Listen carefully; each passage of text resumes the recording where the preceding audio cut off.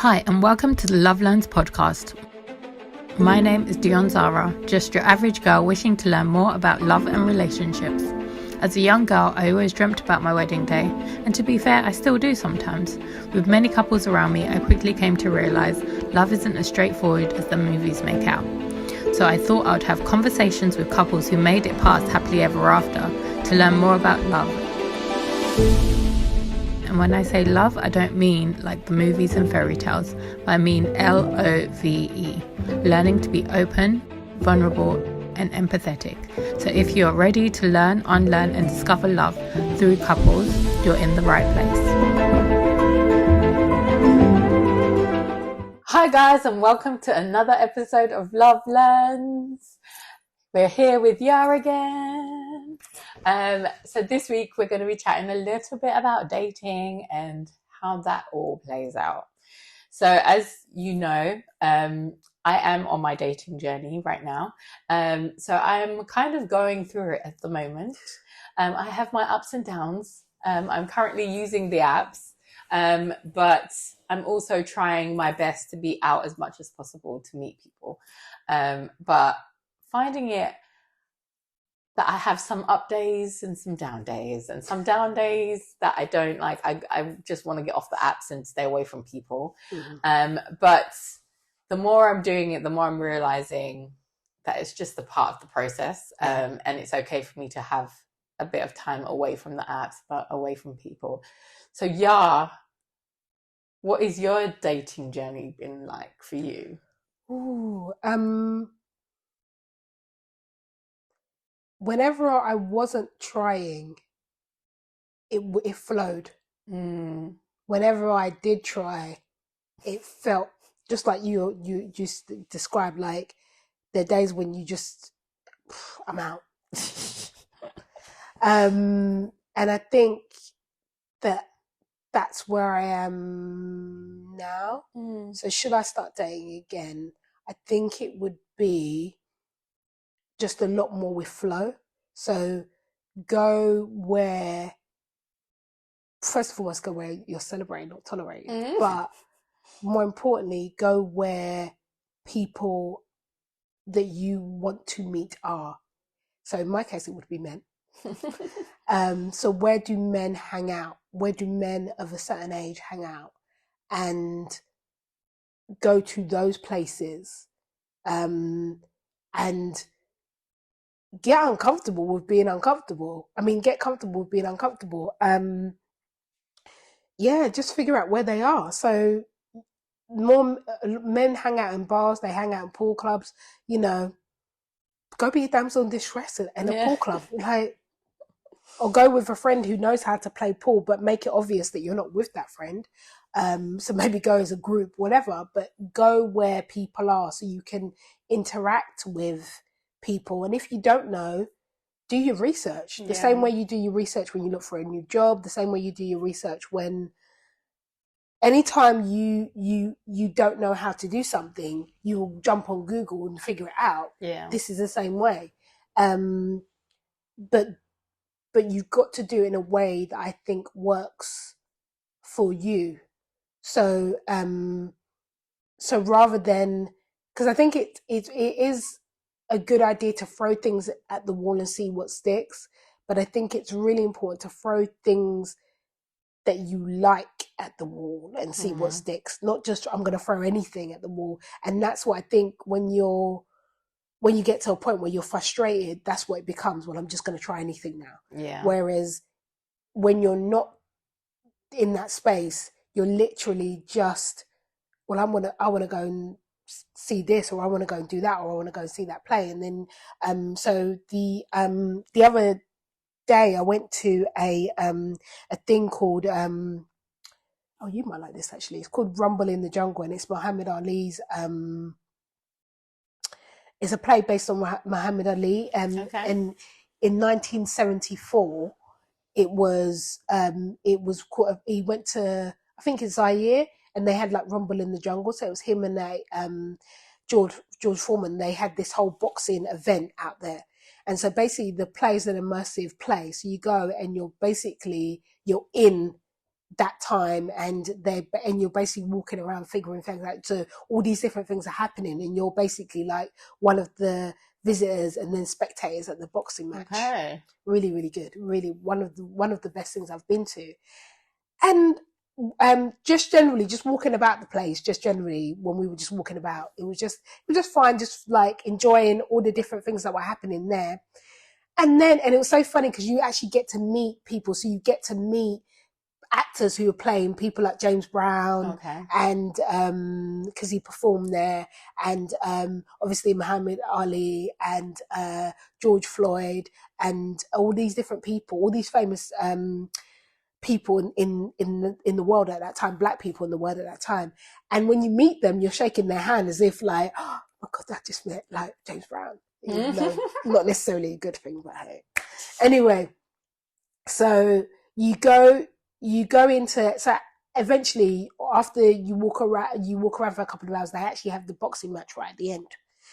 And then you go into the boxing match. And when I went into the boxing match, I looked around and I was like, there is a flurry of men here. There is a flurry of men here. And then I think that's when the light bulb went off in my head. It's like, of course they would like this because this is boxing. So yeah, it is the immersive play and all of that, but it is also things that men really connect to, which is sports. And boxing is definitely a male dominated sport, I would say, even though I know there are women that box too. And from that's when I realized that that's the importance of, I was going to see a play. They were going to see boxing more, a play that was about boxing. Yeah. So we had met in a space that worked for both of us. Yeah. And that's where I think when it comes to dating, that is really important, because the whole experience of meeting new people can be uncomfortable enough as it is. So if you put yourself in spaces where you know that you're enjoying whatever it is you're doing, then you're more open. You're not, for lack of a better word, desperate to meet somebody. Oh, I've come out, so I'm definitely got to meet somebody. It's almost like I've come out and I'm just gonna just see what happens. But either way, I'm gonna enjoy myself no matter what happens. And it takes that pressure off.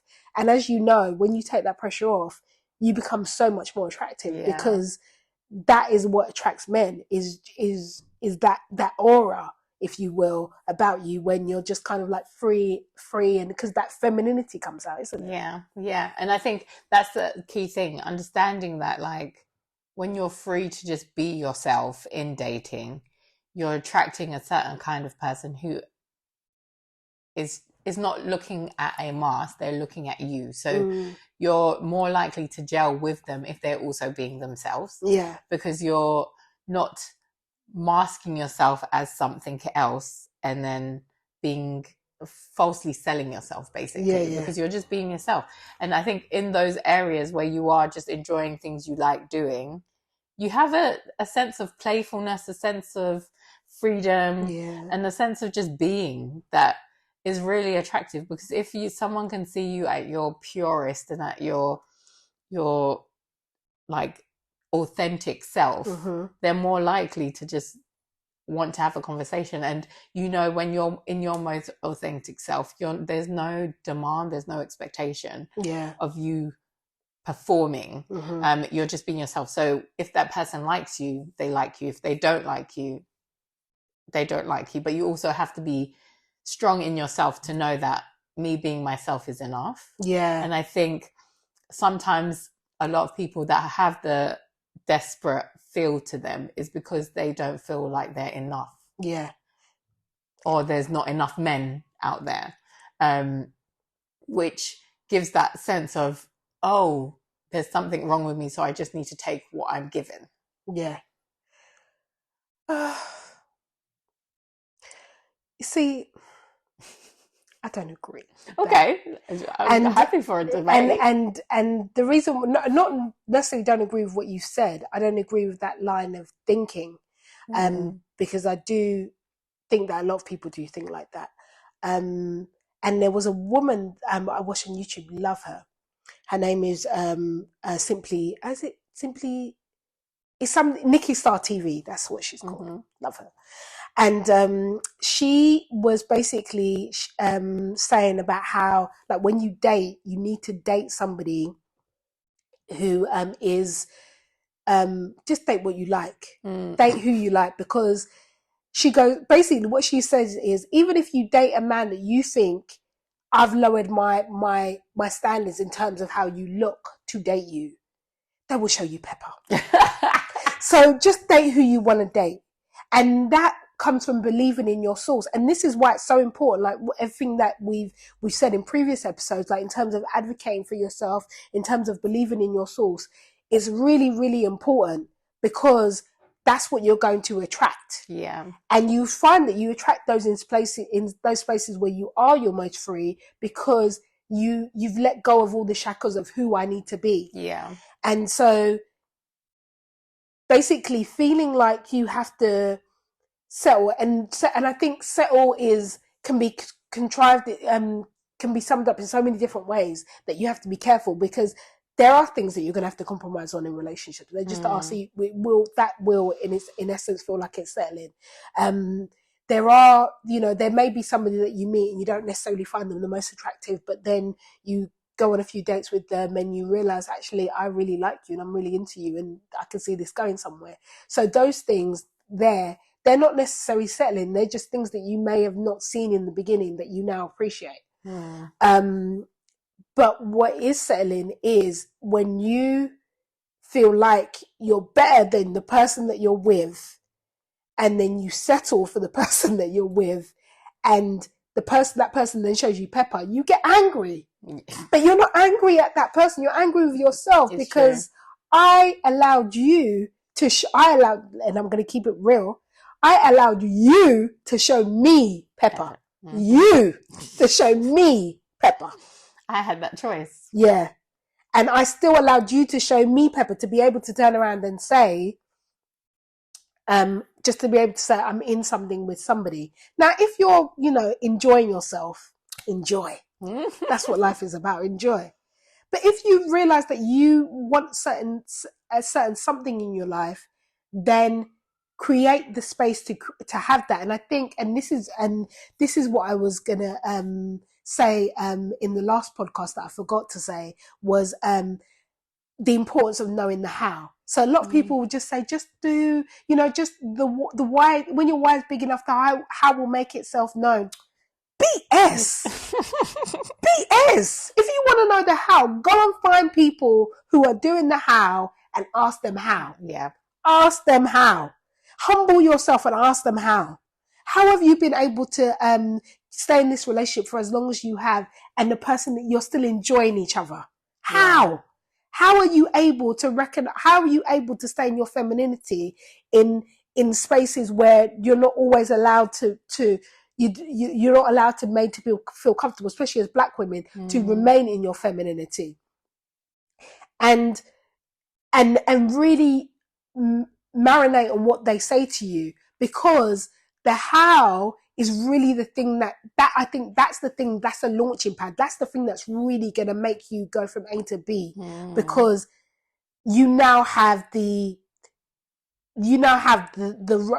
road to go, and it may be your road may be slightly different from the way that they've taught you how to go, but at least you have a way forward. Yeah. And I think when you're just dating and you're just kind of like dating with this end goal in mind of wanting to be in a long-term, a lifelong relationship, marriage, partnership, you get to that stage where you're just kind of like anything to be in it, that's when you're throwing things at the wall, and the how really does go out the window. And that's when you lose the will. And in losing the will, you forget that you actually are the shit. Yeah.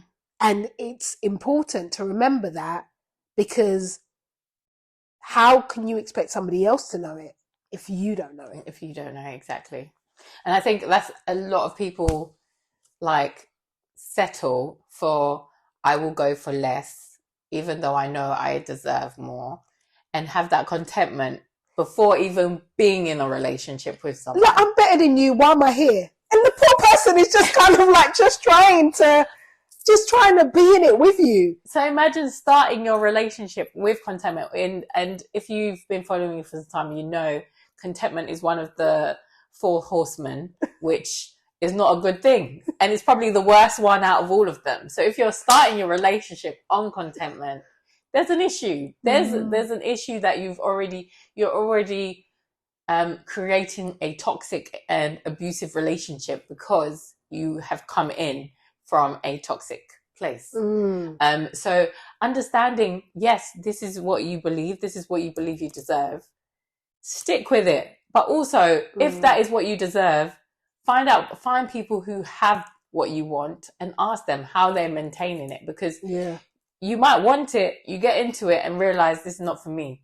And then you have to go through the process all over again. But do your research. It's just like a job. Just like y'all said, it's like just like a job. You'd have to find things that, is this going to actually work for me?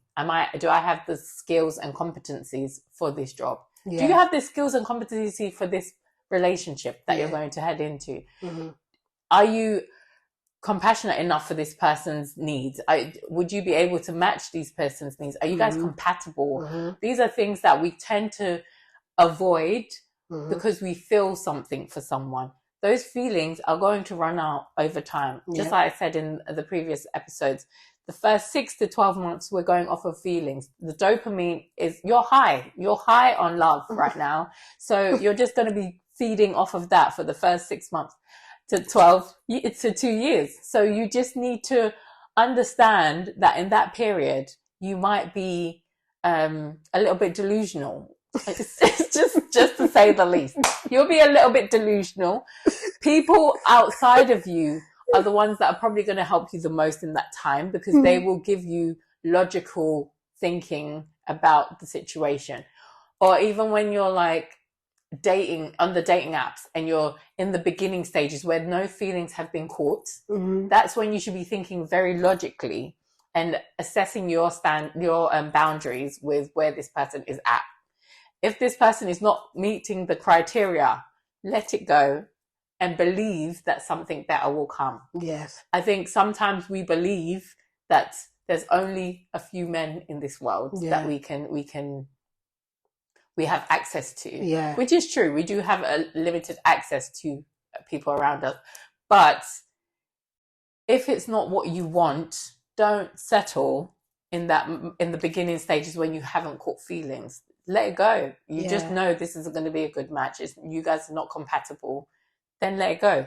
Because relationship isn't all about love. It's also about compatibility and making sure that both of you can work together to partner together to create a life that is going to work for the two of you, not just you.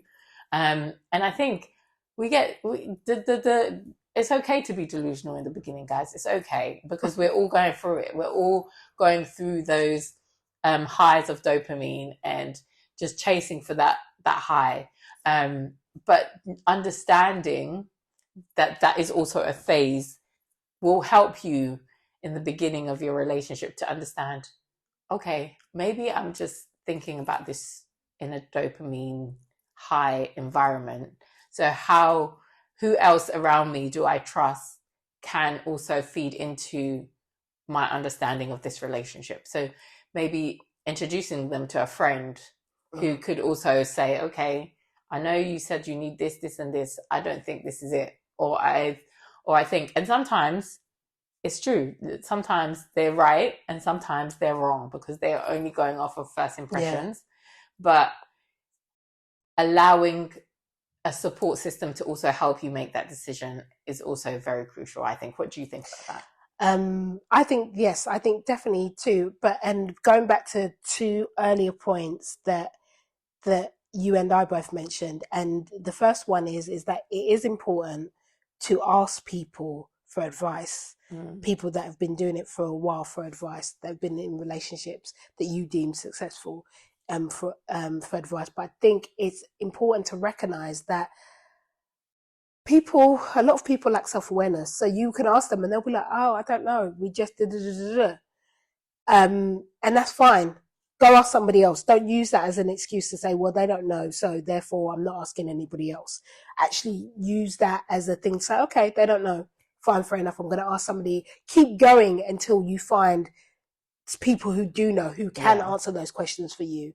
And then the second thing was about something, yes, it was unlimited. What I want to say is, yes, there may be a limited amount of whatever in the world, but unlimit yourself. Mm-hmm. So by that I mean, go where what you want is. Yeah. Go where what you want is. Like, there, when the people will say, "Oh, there's only a limited number of men." Well, if you go to a pool club, guaranteed there'll be a good amount of men there. If you go where men are or women are, whoever you're attracted to are, if you go where they are, and I think that's why when you're dating, when you're younger, it's easy because you're just out. Yeah. You just are where people are. You're not thinking about, oh,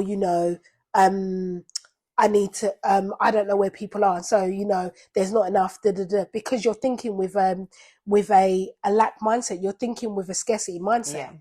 Yeah. And you need to start thinking in abundance. And with thinking in abundance, you realize the possibilities are endless. They're limitless, but you need to work out how to create those possibilities for yourself. And I think that is so key, like just understanding that you have the power to create the relationship that you want. So you being in spaces that is going to, let's say you're into, like, for example, you said plays, and that was like a boxing match thing. That's a play where men will be at. If you are into business and there's conferences with people like Tony Robinson, that there's going to be a lot. Is Robbins. There's going to be a large pool of men who are into business as well, who will be in that kind of field. So you look for places where you have an interest, and there's a possibility that there's going to be a higher amount of men in those kinds of regions, or women. Wherever you need to be there. And you're not going there to find a man. You're going there for yourself and to create possibility. Yeah, it's a possibility. You're not dating potential either. You're just going to see what's there and see how it is. And when I say you're not dating people's potentials, I think sometimes when we go on to dates, we're like, oh, well, this could be, or this could be, but we never get to a place of, actually, do I even enjoy you now? And I think a lot of people do that. They try to date the future person rather than the person that has been presented. And by doing that, you're also creating the contentment within the relationship. So I think, and see how you feel with a person. And your first date is not a marriage proposal. So just enjoy the date. Enjoy getting to know the person. Talk about life and how the person sees life. And on that date, just feel it out and see how it feels and how you feel around them. And if it doesn't feel like there's a spark, but you feel like, oh, okay, I actually enjoyed my time with them, but just no spark, keep on going on a few more dates to see if that spark builds. And if it doesn't, you can call it a day. You can say, do you know what? But be honest with the person. If you don't feel a spark, but you enjoyed their company, tell them, do you know what? I really enjoyed your time and I really enjoyed hanging out with you, but I just don't see it romantically forming right now. But I'm open to exploring to see if we can get there, or like, I'd rather we just be friends. But be honest, because I think the more honest you are from the beginning, the easier your dating journey is going to be, because you're being honest with yourself and you're also being honest with people. So it doesn't make it seem like you're leading anyone on, or it doesn't seem like you're going out of your way to do something that you don't want to do, but you're just learning how you date in this situation. And your dating is collecting information, collecting data about someone. And if you see it that way, rather than seeing it as, this could be my potential partner, or this could be my potential husband, you're taking all the pressures off. You're just treating it as an experiment, just like you would a science experiment. You'd say, okay, I think this would happen if I do this. So I'm going to do this and see what happens. Just see what happens and go with it. Don't force anything to fit the boxes that you want it to fit, but just go with it. But know what your boundaries are before you get into that space. Yeah, I agree. Yeah. And on that note, guys, we're going to end the episode there. We're going to talk more about dating and stuff over time, but I think for now, we're just going to end this episode here. But I hope you guys have a lovely, lovely rest of the week, and I will see you soon. Take care, guys. Bye. Bye.